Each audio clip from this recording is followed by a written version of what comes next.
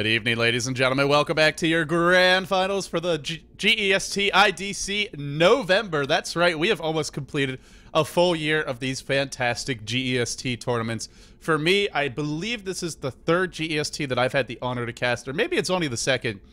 I played in the All-Stars match back in October. But either way, I'm LD. I'm your host for today. If you enjoy my casting, of course, be sure to like my Facebook page, facebook.com/LDDota. But enough about me. Let's talk about these two teams. This is the old kings, really. The old kings of Filipino Dota. It's Mineski on the Scourge side. Of course, led by their captain, Bimbo, by Jay. On the Sentinel side, we have Name, or NMA, I should say, doing the picks for EMAXX. Pacific.eMaxx, your three-time defending champions for GEST. They are sort of the new kings of Pinoy Dota. Can they keep the streak alive?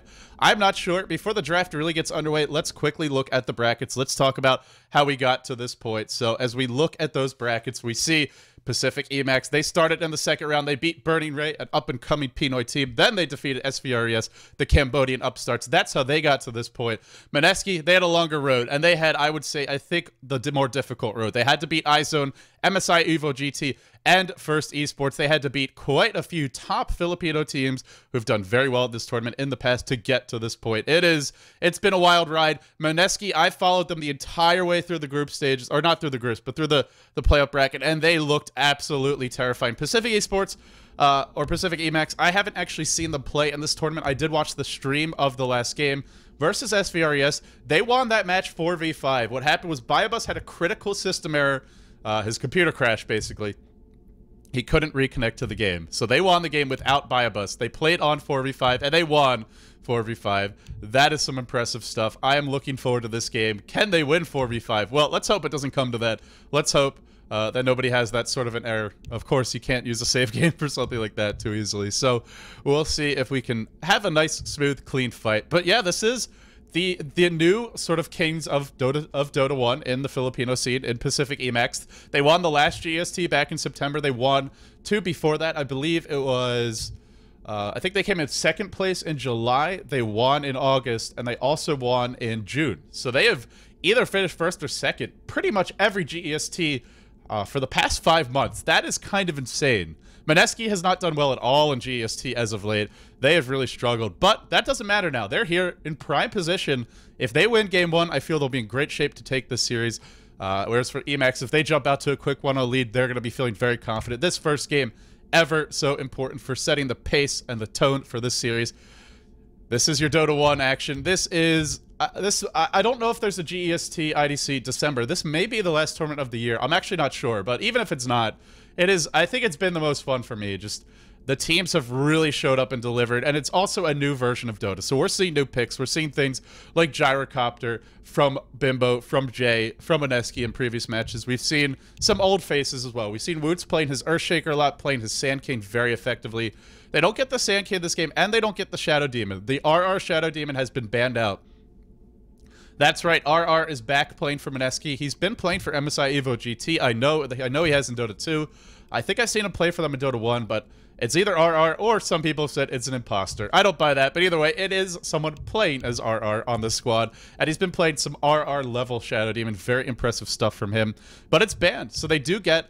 As we look towards the picks, as we look towards the draft, we now see more respect towards the supports and more spam towards me.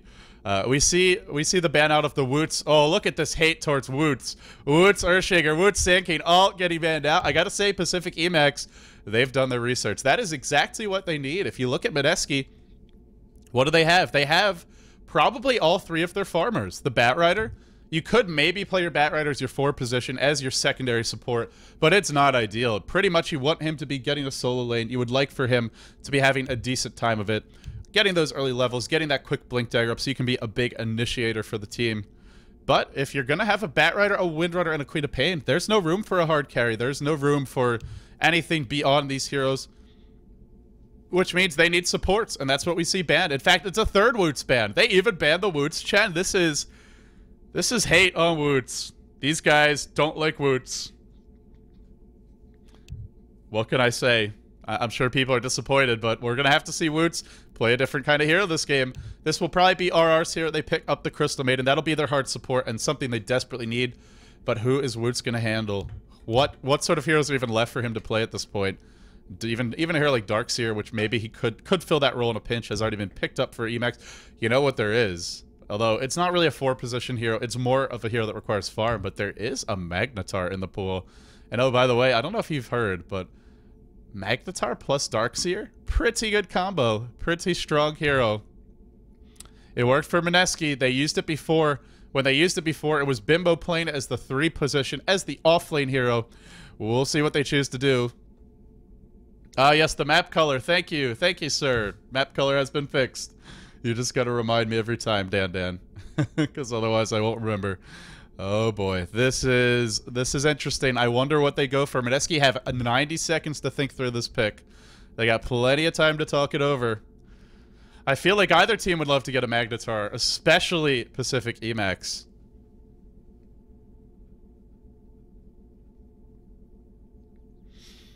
Can you imagine? Can you imagine the devastation? Vacuum into a reverse polarity, into the wall from the Darkseer. Dragon Knight, who's level 16, with his Frost Breath, hitting every single hero with those auto attacks, plus the Macro Pyre, plus the Ice Path. Yeah, you're all gonna die if that happens. So I think it would be a great choice. They could run Darkseer as a jungle. They could run the DK solo mid. You can have your Magnetar getting that safe lane farm. Or you can tri-lane. You could even look towards a tri-lane. But I think most likely it would be... it'd probably be an off-lane Magnetar, a jungle Darkseer, a solo mid DK, and then a Rubik... or a safe lane DK, and then a solo mid Rubik. But they could fit a Magnetar into their lineup. I'm just going to go on and on about it because, God, the hero just fits perfectly with what they want to do. Pick the damn Magnetar, Pacific.eMaxx. Well, they can't yet because Mineski are still drafting, of course. There is a Bounty Hunter in the pool. That's something that we've seen them use in a pinch. I don't know that Bounty Hunter's the right hero this game, but it could work. That's something Mineski has picked up. That's something Bimbo has played earlier in the tournament. I wonder what else would you even think about his Tiny? Would they somehow just put the Batrider as the 4 position? They're out of time. They got to pick now, and it will be a Skywrath Mage. This looks to be a support Skywrath Mage, though. Last time when they ran it, it was a solo mid Skywrath Mage. This is also something Mineski has run earlier this tournament, and it worked. It worked beautifully. I think it was Owa playing it. I can't remember for sure. Skywrath Mage. This is a lot of burst damage. This is a nice way to deal with Dragon Knight in the early to mid game before he gets that BKB. And we all know our Pinoy Dragon Knight players are going to be rushing the Lothar's Edge. They're not going for an early Black King bar, which means Skywrath Mage has a much longer window, a much larger window of effectiveness to make some big plays happen. The one weakness of EMAXX's lineup is right now they really only have one carry, and that's where Batrider can really screw you up. Whoa, okay, they go for the Drow Ranger. Can this work? Drow Ranger has actually lost every single game that I've cast of her so far. It is rather shocking because, frankly, it seems like an incredibly potent hero, but every game what seems to happen is that the Drow Ranger just gets ganked constantly, maybe not in the laning stage, but after that. They have a lineup that can do that kind of damage to her. They have tons of burst damage, tons of lockdown, tons of single target, which is what you want to shut down Drow Ranger in the laning stage. But let's introduce the players for this game. I want to do it properly, not using the scoreboard if possible. It looks like we may need to, well, have a reconnect of some kind. No? Are we good to go? Yes, we are. Okay, over on the side. Who do we want to start with? Let's start with Pacific Esports. These are you're newer. They're not really a new team by any means, but they're a bit newer than the Mineski brand. That is ancient as far as Filipino Dota 1 goes.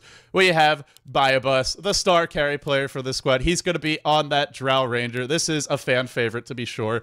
I know it's a god's favorite as well. NMA, the captain, he's going to be playing, or at least the drafter. He's going to be playing the Rubik for this squad. We have Don on his support.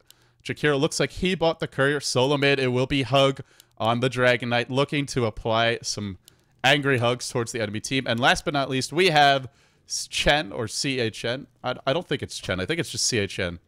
But CHN playing the Darkseer. This is a scary lineup, and the Drow Ranger pick, I still think the Magnetar would have been pretty sick, but this does give them a little bit stronger laning stage. It gives them more damage as the game goes longer. And the nice thing about Drow is I think her True Shot R will actually buff up the Dragon Knight when he's in ranged form. So in that sense, it actually is a decent combo.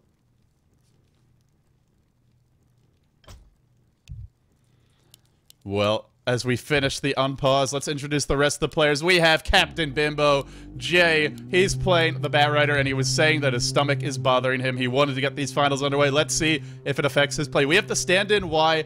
I have not been able to find out much information about him. Apparently, he has played for sort of a second tier, but not a top team in the past. Action breaking out on the bottom lane, though. Will this really be a level 1 first blood? It looks like it will be. Woots is taking a lot of damage. Woots, don't do it. Woots will fall. There's your first blood, and now everybody else first back. You just cannot trade hits with a Drow Ranger at level 1. Yeah. That was too much.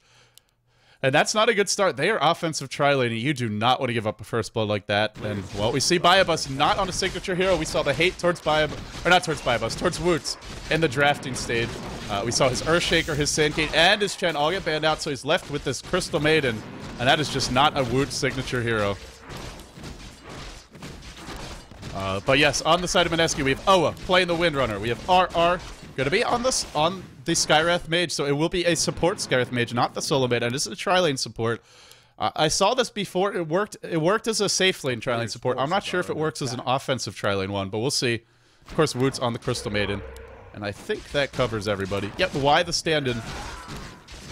He has played really well. He may have not played for top teams before in the Philippines, but he has played like a champion. He has played, I mean, he's been one of the top players for them in this event. I would say Oa and RR have been the two standouts, and then after that, I would actually say Y has even played a bit better than Bimbo, which is saying a lot. He's been very impressive so far. Of course, it is a team game in the end. But yeah, let's see how these lanes develop. We have Rubik, Drow Ranger, as well as Twin-Headed Dragon, a triple ranged lane. So that you're going to notice True Shot R skilled up. Plus 13 damage for Drow Ranger, only plus 4 for the Rubik, but this will slowly increase over time. And once she hits level 6, it gets a lot trickier. Aggression already from Woots, trying to drive these players back. On the top lane, double Ion Shell really hurting Jay. In fact, this is a lane that I would say Darkseer wins, just because Batrider doesn't have a way to quickly kill those creeps.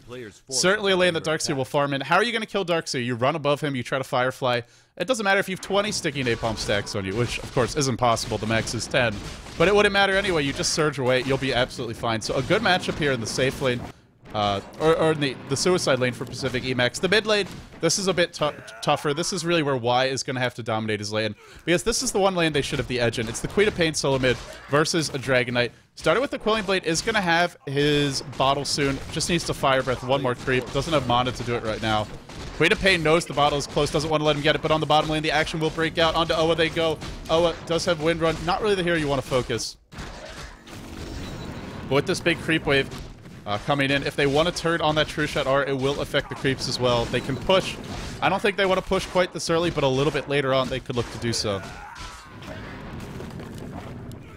Also remember that Drow Ranger Silence is very potent in tri-lanes. Already she's up to plus 15 damage. Not that much yet, but it will be crazy once she hits level 6. As far as the tri-lane matchup goes, Mineski have a lot of burst damage. Their issue is they don't really have much lockdown. They don't have a big AoE stun. They don't have a big AoE stun along the lines of an Ice Path. They don't have a reliable setup ability. Well, they do have Frostbite, but it's just not quite as good as Telekinesis. Top lane, it looks like CI Chen getting a little bit aggressive here, really pressuring that top lane. And this is an issue for Batrider because Bimbo can't really farm. He is getting some levels, but he can't really get as much farm as he would like. He does have his bottle on the way. Well, he can farm, but it's just a little bit tougher because you have to last hit under the tower. As I say, he can't farm. He's actually got the bottle, and he's got boots. So he's doing okay, but it is trickier. You're going to miss some last hits, having to fight with your tower for them. And generally not having the best of times. DK, already level 4, despite having some harassment mid, is going to start to farm these neutrals up, start to pull a little bit back into the game, and he could even look to stack this camp. Not the best time to go farm it, though. You really want to go farm it like at the 3.5 minute mark, then you can stack it if you haven't killed it yet, or you can just kill it and then walk away, and then it will be there for you to farm at 4 minutes. The haste rune will spawn top. Meanwhile, bottom lane, the action breaks out. They want to go onto this Crystal Maiden, but she gets inside the trees to safety. They just can't trade hits. This tri-lane Drow Ranger, they just can't trade. Like, it doesn't work. It's kind of insane. Now this is, remember, once Dragon Knight hits level 6, then his lane gets easier because he gets the True Shot aura bonus when he's in range for him. I believe he does anyway. He should. Crystal Maiden gets thrown back in. There's your telekinesis, and Woots once again is going to fall. Pacific.eMaxx, the reigning GEST September champions, are off to a great start in this game. They are 2-0. They're getting farm on all their core heroes, really. 23 CS on the Darks here, 17 on the Drow Ranger, even 12 on the Dragon Knight. And on the other side, well, it's going too well for two heroes. The Queen of Pain and the Bat Rider are both farming exceptionally well. Bimbo, in spite of what I thought would be a tough lane for him, he's actually the lead farmer for his team. He needs to be. Bimbo needs an early Blink Dagger. They're going to need a bailout in this lane. They need that Bat Rider to get active around the map. In comes Rupik again. They're trying to bait out the Wind Run. The Wind Run hasn't been used just yet. I don't think so. Now she's thrown back in the air. No, it has already been used. That's an easy kill then. Well, there you go. A fleeting power shot. Meanwhile, in the top lane, it looks like Bimbo actually did find a kill on Darkseer. Wow, that's not something you expect to see. Must have had a lot of sticky napalm stacks up before. And look, once the Dragon Knight is in range form, it's just so hard. 66 plus 11 damage. Which 10 damage might not sound like a lot, but it is. Oh, he doesn't have mana, or he could have gone on the Queen of Pain. In fact, whoops, or why is... too many W's. Well, I was actually thinking about getting aggressive there, but that would not be a good play. He will be doing some bottle crowing. The bottle has been redelivered. Now it's going to be used to check the rune. It's empty, and unfortunately the rune spawns top. Wonder what it was. Well, we'll find out soon. So if we take stock of this game, Pacific.eMaxx definitely winning their tri-lane. We're actually going to... They've also... They are losing top, but it's a hero that can afford to die once or twice. An offlane Darkseer, no big deal. He can just throw Ion Shell on these creeps. He can actually look to get aggressive against the Crystal Maiden. Was thinking about doing so. So Darkseer losing the lane, giving up one kill to Bat Rider, no big deal. He's still getting a lot of levels. Middle lane, Dragon Knight. Farming not amazingly, but decently well. But bottom lane, this is the real trouble, is they're destroying this lane. This is where maybe you just leave Oa alone. See what he can get out of the lane by himself. Because they are giving up too many kills. Skywrath Mage, we see the weaknesses of the hero. This is what I've seen from him in the past when the Pinoy teams have tri-laned with him. He's very squishy. If you start off hot, then he's great. Because then he can just be aggressive, spam his nukes, do a lot of damage. But if he has to run away, he has nothing to help you with. He doesn't have a fissure. He doesn't have an ice path. He doesn't have any spells that let you disengage like a Shadow Demon Disruption. Mineski looked so good in their first few matches. I don't know. I think every single match they had a first blood and were just dominating at least two of the three lanes. This game, they're losing bottom so hard that I would say they're losing the laning stage. Despite doing slightly better mid and slightly better in their safe lane, I still think I give the edge right now to Pacific.eMaxx, and also because Bayabus is getting insanely farmed. Now he's level 6. Plus 75 damage for him. Plus 20 for the Rubik. This is a support tri-lane Rubik who hits for an extra 20 damage. That is absolutely insane. Dragon Knight's going to hit for even a bit more. Again, this True Shot aura can be devastating. It doesn't really hurt until she gets level 16. That's where Drow Ranger is going to peak, because that's when she gets plus 60 agility. Right now, she only has plus 15 from the ultimate. It's not as scary. It's still a lot. Actually, I say that. Did they rework it? Because maybe it is plus 30. I think they might have changed it so it's 30, 45, 60. It kind of looks like it, because she's got plus 50 to it. That must be the case. I know at one point it was 15, 30, 60, but they must have changed it to 30, 45, 60. Either way, oh, no, it's got that weird mechanic where you get double if enemies aren't near you. Okay, yep, sorry. A little misinformation for me.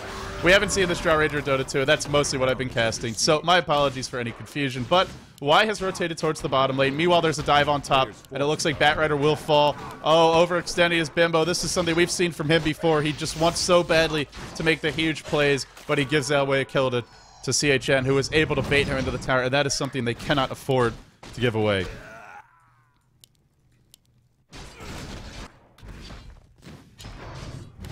Hug pushing this middle lane. Look at it. Even he hits pretty hard. Now maybe gonna look for a kill at Queen of Pain. The ice path comes in. Oh boy, this is Pacific.eMaxx spreading the success of that bottom lane now towards mid. So now that's two lanes going very well for them. Drow Ranger needs to be careful, needs to sit back. Even, but at this level, she doesn't have to worry that much. Unless there's a third hero missing, they're not gonna be able to kill her in that suicide lane. Middle lane getting pushed, the tower taking a lot of damage, and it really drops quickly. This is also, just having True Shot aura is a great pushing skill. It really helps your team in so many aspects. from the laning stage later on in the game. If you ever have to split push, the creeps will do the work for you. Bybus is going to be going for that early Helm of the Dominator into treads. I would like to see the BKB this game. Sure, they've got a lasso to go through it, but just to force them to waste it on you. Then you have Dragon Knight. You have 2 heroes who need to be lassoed. You only have one way to deal with those heroes, which is the lasso. So I think if they do that, they're going to be in great positions. Getting BKBs on both would be pretty smart. Of course, we won't be surprised if we see those Shadow Blades, those Lothar's Edges coming out. Here comes the wraparound from Anime. He wants in on these kills. He won't find them, though. There's your concussive shot, slowing him down. It's okay for running away. I mean, it's not useless. It's just not ideal. It is going to be a Shadow Blade, and an early one at that for Hug. He's farming quite well. Score 6-1. He's going to have this one real soon. Lifesteal is up now. There's your Helm of the Dominator. Almost plus 100 damage. Look at the tower. Pacific, their carries just split push so damn fast. Their solos so good. And look at the play by Hug. Stunts Y as he TPs into the tower. Now TP. Now blinking forward is Y. Is there TP scroll on this Dragon Knight? There is not. He might fall to one more blink scream ult, but they're not going to attempt it. Oh no. Hug is about... I think he's got a Shadow Blade. Oh no, sorry. 900. That was before the tower. Alright, here we go, bottom lane, though. They want to go in on Windrun. Guys, it's been a long day. Sorry if I sound a little silly at times, but hopefully you understand. They go into OOA. OOA, dropping low, will be picked off. Again, this is when you run an offensive tri-lane. You have 3 heroes that get shut down if you lose that lane. Even though your 2 solos did pretty well, they didn't crush their lanes. Queen of Pain didn't kill Dragon Knight early. In fact, it was Queen of Pain that died eventually to the supports rotating in. So because they didn't dominate their 2 solo lanes incredibly hard, and they lost the tri-lane incredibly hard, they lost the laning stage. And once they lost the laning stage, well, life just got really difficult because the split push into Pacific.eMaxx is so powerful that you need 3 or 4 heroes ganking every single lane. If you leave a lane empty, Dragon Knight's going to push it, or Drow Ranger's going to push it, or the supports are going to push it, or they're just going to farm, and they're happy to do that. This is going to be a big kill if they can pick it up. Hug is in a lot of trouble. He dies right before the Shadow Blade. Oh, that's going to set him back a good minute or 2. That is a pretty significant victory. Meanwhile, on the top lane, in goes the Batrider, wants to bring down this pesky Darkseer. Surge away and will be able to escape. This is how the matchup should go. As long as Darkseer doesn't get too many stacks, CHN should really never die solo to the Batrider again. Blink Dagger is up on Jay, although I believe he just revealed it. I have to say, Bybus's control on the Drow Ranger has been a lot better than the other players I've seen so far using it in this tournament. He hasn't been getting caught out. Obviously, credit to his team for keeping him safe, but this is also Bybus. This is one of your top solos in the Philippines. This is one of your premier carry players from the region, and he's showing why. He's getting a lot of farm, but more importantly, he's just playing safe. He's not getting caught out of position. This is not a hero that you can go for spectacular tower dives on. This is not a hero that can run away. So in order to avoid dying, you have to be in the right spot at the right time.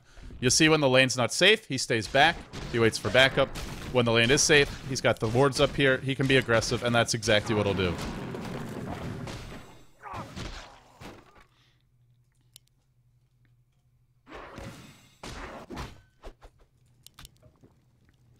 I'm not sure what Y has in mind here. Stacking the enemy ancients. A player's forces okay. are under attack. This is pretty much... Oh, is he trying to block the stack? I'm not sure, but I don't think he saw the Centaur from Bybus. He just stacked the enemy ancients. That is rather interesting, because they have a hero who would love to farm them in Drow Ranger, as well as the Dragon Knight. That may have been a bit of a mistake. Maybe one of those Wodota funny movie kind of moments. Here we go with the big wraparound, though. They want to keep the pressure up on this bottom lane, because when they get kills, again, they get towers. Power shot was stolen. They telekinese the Windrunner straight up in the air. Now the Ice Path will catch her, hold her in place. She will be able to Windrun. Nope, it wears off. Sorry, she was already doing it. Now the Batrider blinks forward. Once this Rubik, he's going to have his ult off cooldown, so he may be able to steal Lasso or Firefly. Macro Pirate discourages the chase, but Bimbo ain't afraid of nobody. He's a big, bad Bimbo on the move. Does he have a Flame Break? He doesn't. And Bybus will live. A Windrunner who is getting more levels. Trading for the Rubik, not really a bad trade. Not ideal, but they'll take it. It's okay. Player's forces are under attack. The good news, though, we finally get to see that Mystic Flare. A town is under siege. It will be. At long last, it's going to be that Skyreth Mage hitting level 6. But just look at how Pacific are playing. Now they've got the Lothar's Edge up. Dragon Knight, now it requires Dust and Sentries to bring him down. There's no track, there's no amplified damage from Slardar. So it gets more expensive to gank him. It also gets harder because obviously he's faster. And if you don't kill him quickly, then he can turn around on you and bring you down. They're also about to have a pipe up on CHN. Because they had a good laning stage, their mid game is just so potent. Mineski, their lineup looks great, but this is more of your traditional Dota 1 kind of lineup. This is a lineup that's very vulnerable to the Drow pick, to the split pushing power that she brings. She turns your entire team into good pushers instead of just being a good pusher herself. Rubik, though, is going to get picked off. In comes a Shadowbladed Dragon Knight. There is a Sentry Ward here, and this should be a Crystal Maiden able to get out safely. In comes another pick. Oh, Darkseer's in trouble. The Shackle Shot not going to latch. Could have been bad. Power Shot dodged as well. Are they really trying to fight this? They do have Ion Shell. I don't know what level the Darkseer is. He's 10. He may even have his wall. He's really high level. Jay is level 11, but Jay is in a lot of trouble. Will be brought down by the Macro Pyre and the Ion Shell. What a nice snipe there. They're fighting without Biobus, and he is still doing so much for them, giving them all that extra damage. Well, maybe not enough, though. But even when they lose a few, which they're about to, he's pushing that tower. We will see that one kill claim. Crystal Maiden gets picked off. But in exchange, Woots dies as well. Woots dies in exchange for Twin-Headed Dragon. So the two supports trade lives, but Biobus is just farming. Again, Pacific can do this all day. They're going to win in the late game. They have the better team fight even, I would argue. Well, this isn't what they want. This they can't afford, but this also isn't going to happen. They need stuns. Even with that Shackle Shot latching, that wasn't enough. They need the lasso to deal with. Already they're starting to need that to deal with her. Because of her ultimate, she also just has so much armor. 15 armor. Because she gets all that bonus agility from her ultimate. Yeah, I keep on saying Shadowblade instead of Lothar's Edge. It took me forever to stop saying Lothar's Edge in Dota 2. Now it's going to take me forever to stop saying Shadowblade in Dota 1. It's really hard to bounce in between them. Stop laughing at me. Stop. But yeah, it's obviously it is Lothar's Edge in Dota 1. Well, Biobus, what does he have? He's got a completed Lothar's Edge. That's a double Lothar's Edge. Well, it can be a risky item if you're behind. I don't think it's always the right choice, but in this game, it definitely looks to be. They're so far ahead that a good Lothar's Edge initiation, you can just kill Oa. Charge in, Lothar's Edge, auto-attack him. If he doesn't die immediately, you silence him, and then you auto-attack him a few times, and he will fall. There's just no getting out of it.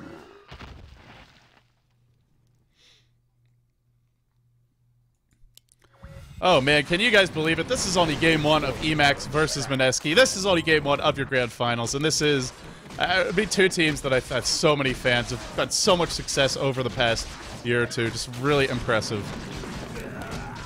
Currently, it is looking good for EMAXX. It is looking good for Biobus, and he's feeling pretty strong. He will charge in, but Skywrath Mage is expecting this. There's the silence. Problem is Skywrath Mage doesn't actually have a stun, and Biobus is now finding the moment to strike. He could just do that time and again. Now he's got the level 2 marksmanship. Look at that damage. Look at that stinking damage. Plus 161. What does the Dragon Knight get? He gets plus 65, and he is just going to solo kill potentially. Nope. Bimbo is here. Bimbo wants to turn this one around. Oh, Hug, you thought you could be a man. You thought you could be a Biobus, but there was a big trap waiting for you. Well, we see the difference when Batrider is baiting his teammates when they're setting up ambushes than when Skywrath Mage is, right? Because it doesn't work with Skywrath Mage. It does work, however, with the Batrider. It works beautifully, in fact. And Bimbo keeping his team in the game. They're going to have to set a lot more traps like that. Still, like, look at their team. Nobody is getting late game items. Queen of Pain. Oh, huge fight breaking out. Whoa, massive engagement. Bimbo flying high over this guy. There comes your 4-staff into a Shackle Shot on Biobus. And will it be enough? It doesn't look like it. Now trying to run away. Getting burnt down by the Agile. 4 heroes dead. Bimbo, the last man standing, trying to flap his wings and get out of here. Will he be able to do so? Blinking onto the Jakiro. Bimbo finds a pick off. Now he wants to run. Will he be able to do so? The courier delivers something. This should be a courier kill, or maybe not. They just want Bimbo. They're gonna get themselves a Bimbo, I think, in a matter of seconds. Firefly ends. He's trapped in the trees. He's got to blink away. He will blink south. And do they know he's here? Do they know he's here? Darkseer still giving chase. Biobus says, screw it, man. I just want to farm. Oh, man. A player's forces are under attack.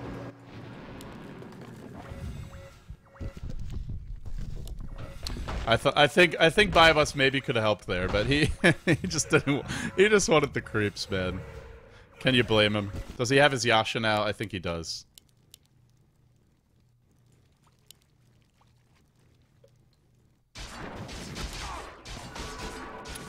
Well, I talked about Pacific being very vulnerable until they got BKBs.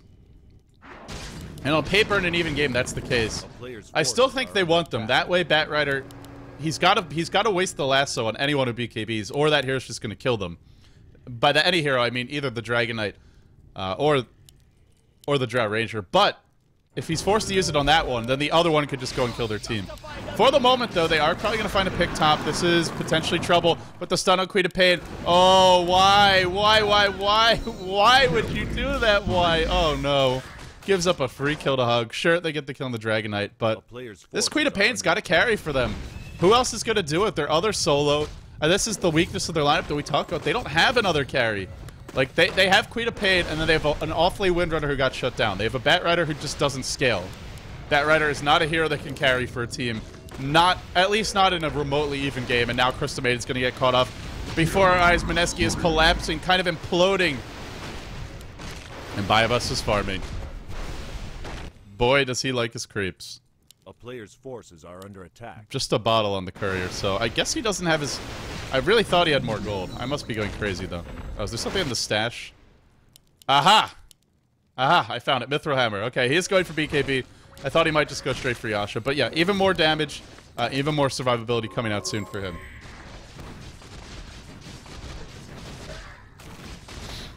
Even the supports are getting items. Arcane Boots, Urn of Shadows up on the Rubik. Mechanism, Arcane Boots up on Don. Biobus's Centaur just stalking.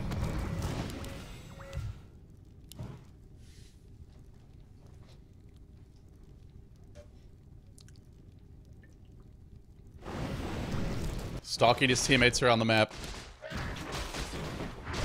On the other side, it's a bit of a bleak story. This is not good at all. Windrunner might die from full health here. She will. And this is the thing about the Shadow Blades. Once you get ahead, you can just kill anyone pretty much anytime. It was a smoke gank, but it will get revealed. Now they want to go on Jakiro, but in comes the angry Darkseer. He's surged up. He's piped up. Hero Darkseer keeping his whole team alive. Now burning down the Skywrath Mage. One auto attack from Hug brings him down. Now they want Bimbo. Bimbo will fall. Even the Centaur stomping is triple kill for Hug. And Hug is looking pretty damn scary right now. And again, they are still fighting without the Drow Ranger. This is how Drow Ranger is meant to be played in this new patch. She'll come and fight with you late game, but in the mid game, she farms, she split pushes, she jungles, maybe she goes for solo kills, and she gives you tons of damage. If she's near the enemy heroes, she doesn't give you as much. Her agility is reduced, but when she's fighting safely on her own, not being near any enemy heroes, she just gives you so much damage that she does more by not even being in these fights. Not to mention it keeps her safe and it allows her to farm. This is how I expect to see Drow Ranger played, unless she's changed, unless the patch affects her, or unless the team just picks a lineup that prevents it. But unfortunately, they picked some heroes that you'd think would be able to gank against the Drow. Apparently the offensive tri-lane doesn't work against her, but if you don't offensive tri-lane, what do? Give her free farm? I guess you try and win your other two lanes, but then you're dealing with one of the scariest mid-game carries. They are trying to do some dewarding on the side of Mineski.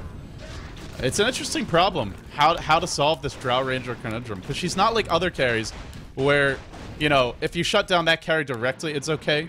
Or if you shut down the rest of their team, you're okay. You gotta shut down her and her team, because she helps her team and she gets very strong herself.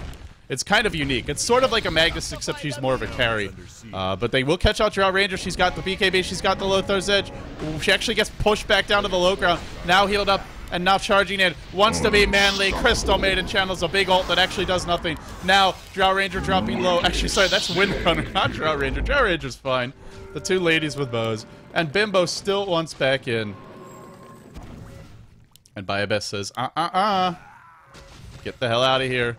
Oh, Bimbo. Bimbo's going for the Aegis Jack. He wants this Aegis. They have a double Aegis Jack on the way. The team's got to be in position. They've got to be prepared. And the courier is scouting things out a little bit. He's going to go now. Here comes the Firefly. He blinks in, but Drow grabs the Aegis. Now Bimbo's going to pay for his insolence, or maybe not. Drow Ranger drops low. Aegis immediately used up. And now on to Don. Is Bimbo really turning this fighter out by himself, blinking forward, juking away from everyone, but Twin-Headed Dragon's still alive. Bimbo Dota for you, but just not quite enough. Oh, man. In the end, he got Don. He got the twin-headed dragon. It was a bold play. I guess the reason they backed is they were forced to deal with this Dragon Knight top. He's got his BKB on the way, I think, but it's not there yet. Do they really chase this? Do they really try and chase this? This is not happening. This is the problem with that Lothar's Edge Dragon Knight. If you don't have stuns, then it's just a great item. And by stuns, I mean a lot of stuns. You need to be able to chain stun him, otherwise he's too fast. He gets more move speed from his dragon form. He's obviously got the move speed bonus from the Lothar's Edge, from the boots, and it all multiplies out in a way that makes it very hard to actually chase him down.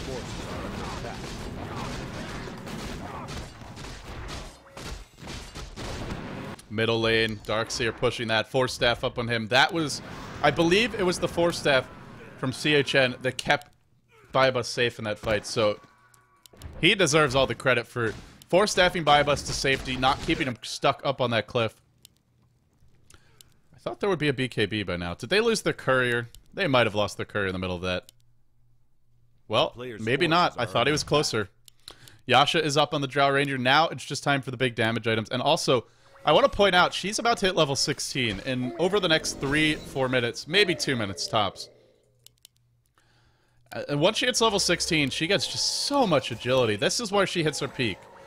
Actually, in this game, she just keeps on getting stronger, but she will get caught out. That BKB doesn't do any good for you if you're chain stun like this. They need backup. They need the Dragon Knight here, and he is here. In he comes with the splash damage down to BKB. That is one huge dragon, and he's just chopping and dicing, slapping, and oh, they're all just dying. They can't stand against this dragon. That's what I talked about with the lasso. You can lasso one, but how do you lasso both? Bimbo needs a refresher orb, and he's not going to get it anytime soon. Triple kill for Hug. This is your dual core carry strategy. This is the counter to Bat Rider, is having 2 carries who are farmed. There's nothing Bimbo can do. It's not even his fault. He needs 2 lassos. He doesn't have one. Under attack. And now Pacific just with a massive, massive advantage. They are looking so strong right now. They're showing just... The laning was great. The hero picks were awesome. They're using some of the new heroes, but still incorporating a lot of old classics like the Dragon Knight. The item selection's solid. I feel it kind of came down to Mineski. That first blood, you just can't give that up in an offensive tri-lane. That's too much to have to deal with. But in middle lane, they are going to go on to Y, and Y is going to melt and die. Y has looked really solid all tournament long, but has showed some real questionable decisions in this particular match. The ultimate thrown down from Skywrath Mage, I believe that was dodged. Does the enemy actually see that? Because if so, well, that makes it pretty hard to land, I gotta say. I don't know, I haven't actually played him in Dota 1. But either way, Crystal Maiden will fall, and now on the other line of play, it's Bimbo trying to do everything he can. He may kill this Rubik, but is it really enough? He's got to kill the carries, and he's just not able to do so. No, doesn't even kill the Rubik. Rubik somehow still alive. Hug finds another kill. Now they want to focus Bimbo, and as tanky, as mobile as he is, he's still not tanky enough. He's going to drop. The GGs come out. It's going to be game number 1. Going to Pacific.eMaxx, the 3-time GEST rating champions. They jump out to a very convincing 1-0 lead. This is a best out of 3. They are 1 game away from taking home their 4th GEST championship. That would just be insane. That would put them at almost 50% of the championships for this year, and they've been doing it. Really, it's like 4 out of the past 5, I want to say. And the one that they didn't win, that was in July. They came in 2nd place. Even when they're not winning the GEST, they are just so convincing, so close to winning that it's very impressive. Mineski, a few more fountain casts before it's all said and done from Pacific Esports. Biobus and friends are looking good, man. They are... This is impressive and consistent.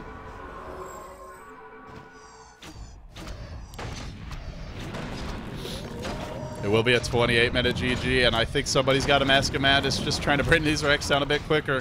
It is our Dragon Knight. That's a lot of Frost.